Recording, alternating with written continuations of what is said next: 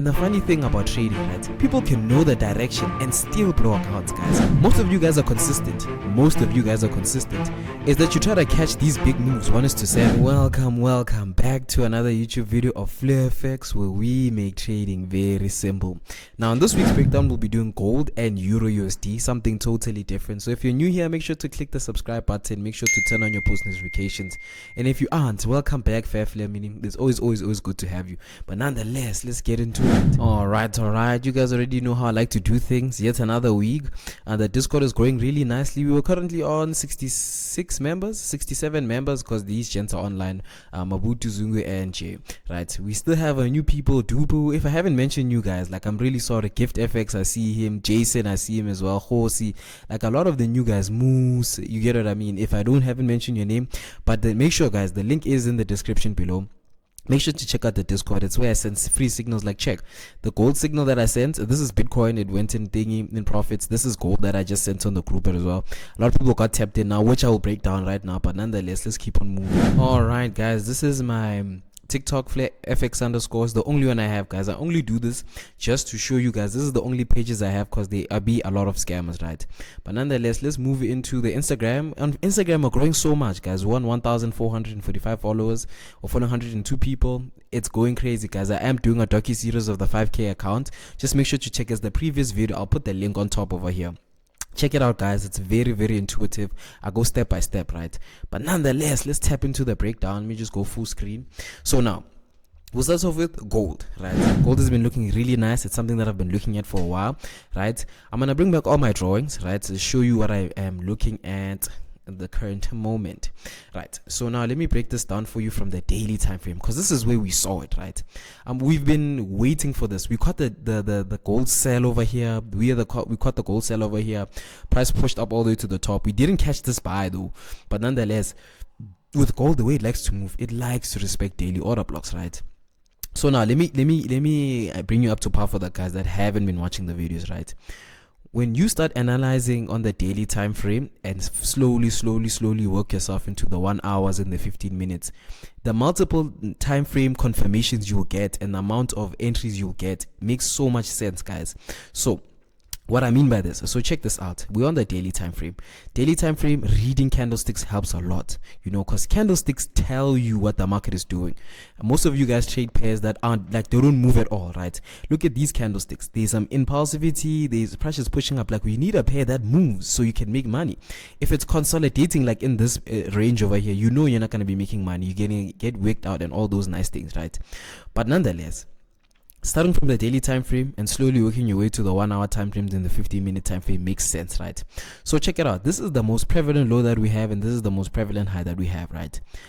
When price moved from this point or to this point, highs were broken. This is the first high that was broken, and we classify this as a change of character, right?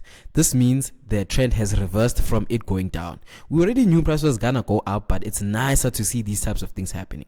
Now, what is responsible for this break of high is this order block over here, right, which price has already tapped into, and you can already see a reaction, right? This happened on Friday, right? I'm saying, guys, this order block could be the one that our price respects off of, because I know a lot of my clients actually executed based on this one, because I did give a full daily time frame OB to execute off of. I even said it in the Discord, guys. I'm sure some of the Discord members are going crazy, right? But now, the main thing I'm talking about now is, like, with gold, it likes to respect order blocks on the daily time frame, right? So already we can see we're in a very specific zone over here. Now, for me, I want to execute a little bit deeper, because I do anticipate it to come in a bit deeper into this order block, right? I don't like drawdown. And the thing is, I'm not saying chase sniper entries, but I'm saying if you can be a little bit more patient, you can catch the entries if you have experience, right? So now we'll go down to the 4 hour time frame.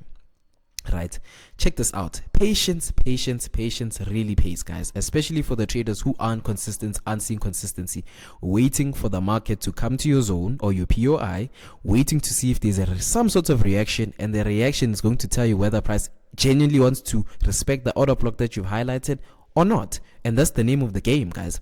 But nonetheless, check this out. Already price, as we highlighted, this green and this green bar and this green bar, or this green horizontal line, right, represents the daily zone, the daily POI or the daily order block, right? And we could already see price did come here impulsively and respected and gave us a rejection candle, right? But for me, I understand that the 4-hour time frame has a beautiful order block, right?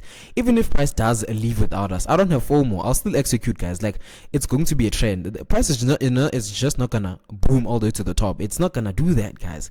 Price moves in impulses and corrections, right? Or we call order flow. That's what most people know. Price will move up, move down, move up, move down, move up. And the funny thing about trading, right? People can know the direction and still blow accounts, guys, because they're over risking, they're over leveraging. Just wait. You don't catch the entry down here, you'll catch it on the second one. If you don't catch the entry on the second one, you catch it on the third one. It's patience that really pays, right? But nonetheless, let's start in the deeper of the depths of what I'm seeing, right? So with gold, we're already in the daily time frame. We see some sorts of reaction. Beautiful, lovely. I love to see this, right? But for me, I'm so much more interested in this 4-hour candle, right? Because this is the last one, and it's the one that's responsible for the break of structure. There is some purge of liquidity on the lower time frames, right?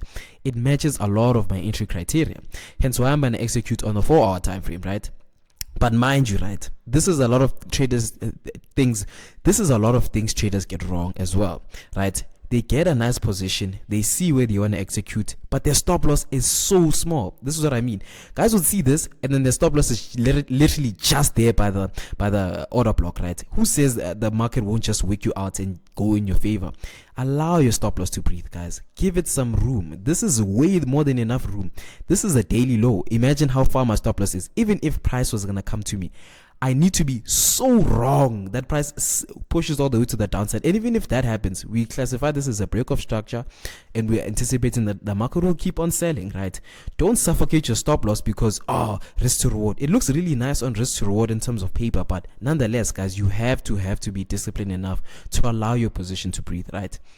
Now, price comes in, respects this 4-hour OB that we've highlighted, and then further pushes up, right? Now, take profit can be all the way to the top over here. And another thing that people or traders do is that they don't want to have a fixed risk to reward ratio. Most of you guys are consistent.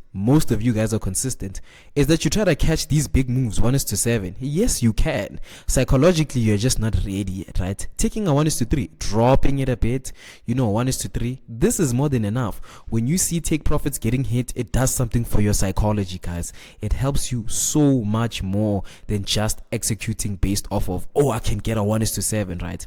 So for me, overall, this is the higher time frame mark, but I am interested in closing relatively by this order block that I see over here, right? Because it's also the one that's the last one. It's the strong push.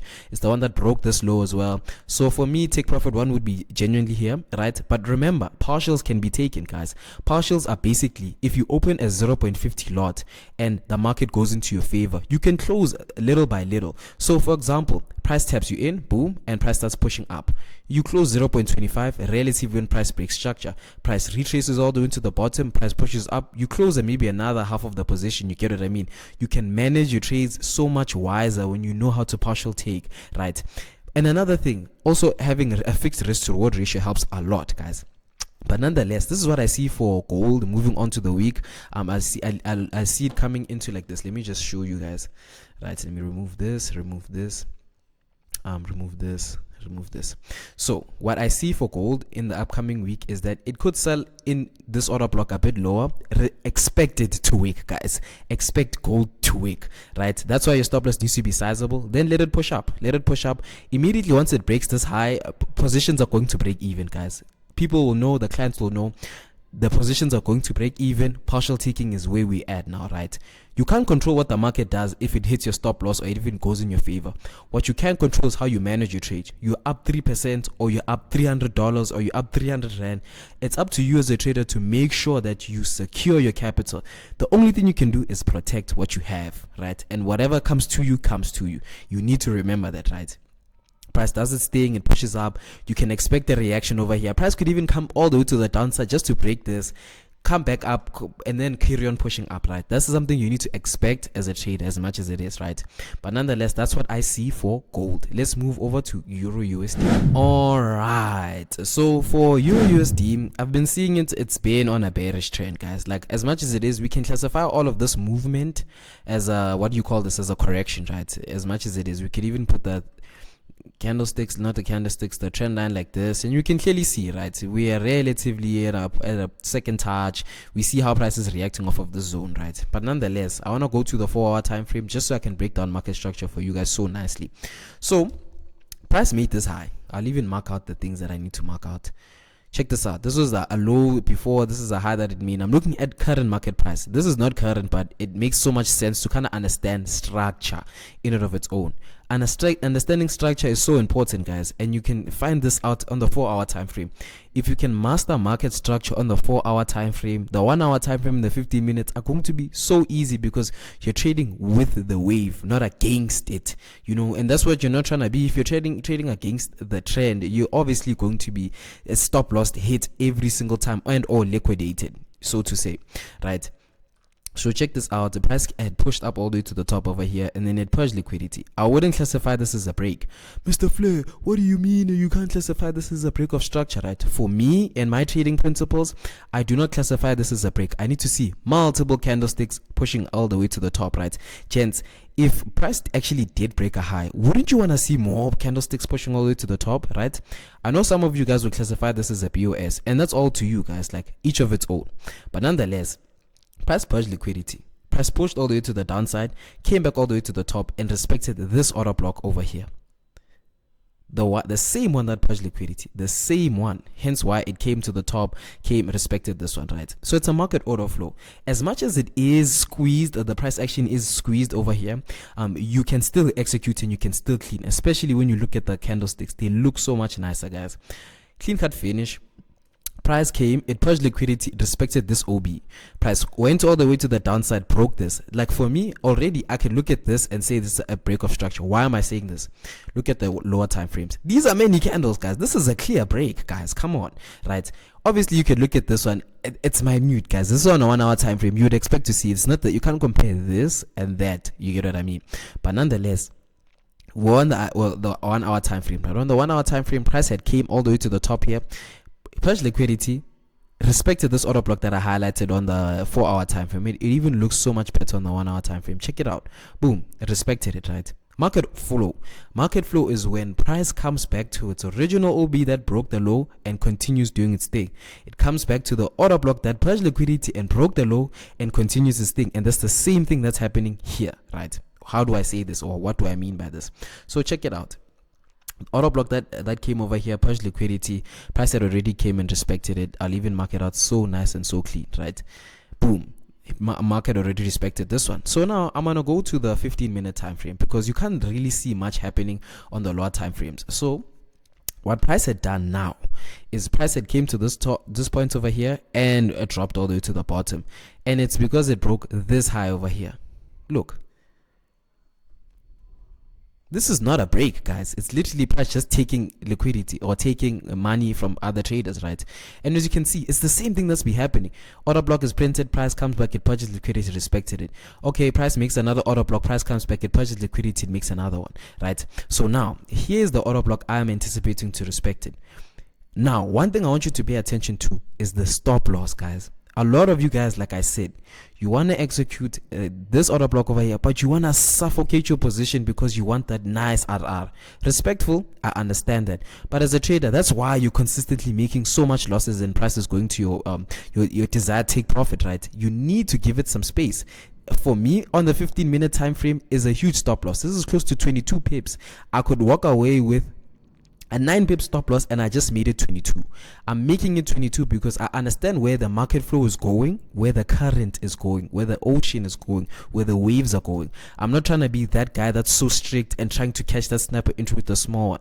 Immediately once my price moves into my favor, I will decrease the amount of money I'm exposed to in the market, right? So now I am aiming for this low, because my anticipation is that price will come to this order block over here, right? Let me draw it out so nice, so clean for the guys that are visual learners, because I understand some of us are like that, right? Check it out. This is Euro USD on the 15-minute time frame, looking too clean, looking too nice. So pay attention. Price is gonna slowly retrace, come and respect this OB that I've marked out on the 15-minute time frame. Allow your position to breathe, guys. Don't be suffocating it with 9 pip stop losses. Price respects the OB and pushes all the way to the downside.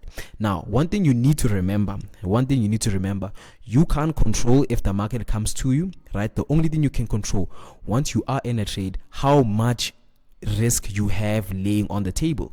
Price is moving into your favor. Allow your stop loss to come lower and lower and lower to your what? To your entry. That's called a BE, a break even trade. Once you can get to that point, the only thing you're genuinely doing is managing your trade. What do I mean by this? Price respects our order block, it breaks structure. We break even, we take partials. You know, even if price comes back and breaks even, guys, you already paid yourself. You know, you call it like a commission fee for managing the trade type of thing, right? But now already this is the low that I am anticipating EURUSD to come to, because I've been seeing that what you call the DXY or the dollar index is going to gain strength the next following week, right? It is NFP, and already my anticipation is buys for NFP, but just make sure that you are wary of the way the market moves, especially NFP week. NFP doesn't affect it too much, but you can't just sit back and be like, it doesn't affect it at all. Markets move totally different when there's a huge major event coming, because like traders, the market is traded by people who are just like me and you, right? That consistently think of, oh my gosh, like it's NFP week, I'm not going to trade, right? Further, that decreases the volatility and the liquidity in the market. So if there's no one really trading, there's no money to be made. You get what I mean? But nonetheless, guys, this is EURUSD, and the special is officially over, guys. There's no more 350 for the signals and everything else. The full course now, the full fair fixed course is going to come, and it's going to be a waiting list, of course, guys, for the guys who are really serious. There's going to be everything. I'm talking market structure, change of character, order flow, you know, psychology series as well. So just make sure you stay in tune. But this one is going to be either you can either be a situation where you can pay per month, right, a fixed fee per month, or you can go off once off, right? I will make it relatively affordable for everyone, but guys, just understand it's 3 years to close to 4 years of experience just jumbled in one, right? And it's so much value packed, and it's so much value. So if you guys are finding value in this, trust me. But nonetheless, it's Mr. Flair, yet another week, yet another dollar. Mr. Flair signing out.